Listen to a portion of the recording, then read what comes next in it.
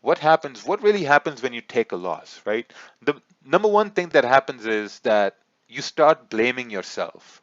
You start blaming, man, like, I took a loss yesterday as well. This isn't working. Like, I want it to work, but it's super, super hard. I mean, maybe there's something wrong with me.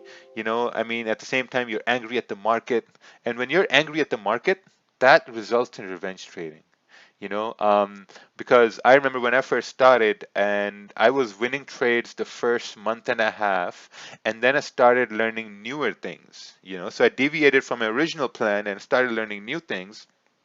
And when I would take a loss, I would get really angry at the market. I would say, man, this is unacceptable, right? And when you go into mode of unacceptable, it's like you become a kamikaze in the market. It's like you take a loss and then you want to take another loss and then you want to take another loss. It's not like about taking losses, it's about securing losses. Like you're securing a loss after loss. So it's like you're building a pyramid of losses, and that doesn't help anyone.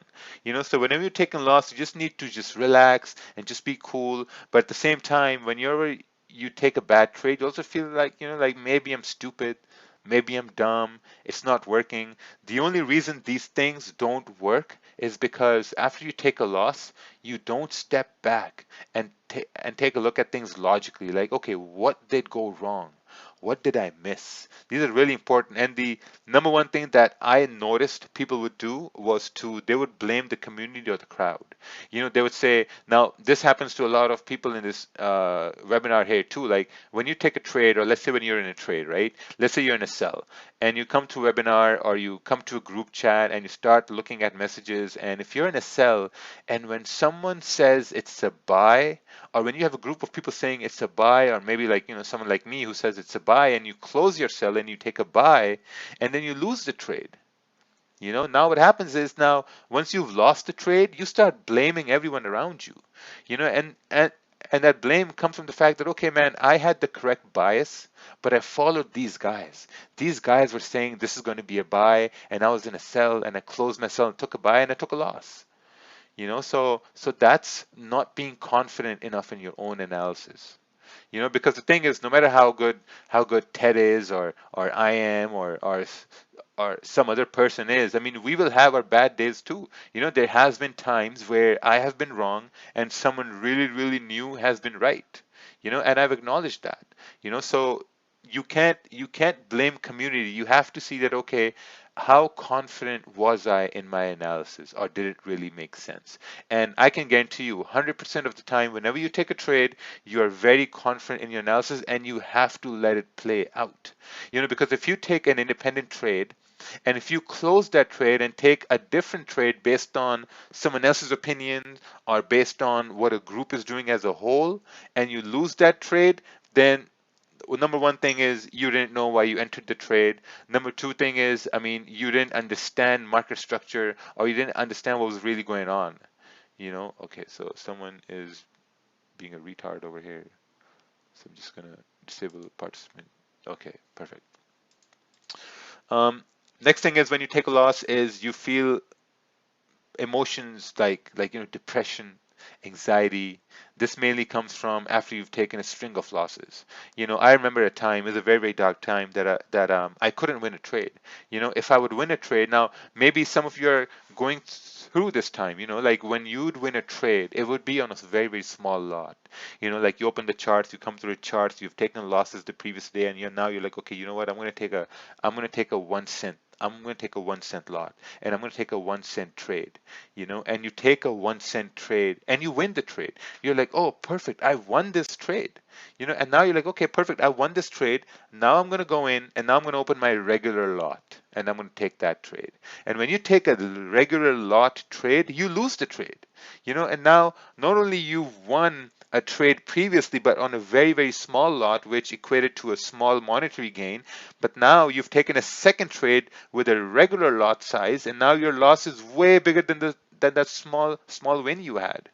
And that's where anxiety comes in, because now essentially you've taken two trades. One was a winning trade, and one was a losing trade. The winning trade was a small lot because you were afraid, you weren't confident, you wanted to take a test position. But the second one was your normal trade. So you really have to understand that whenever you're coming through charts, you have to keep your percentages the same.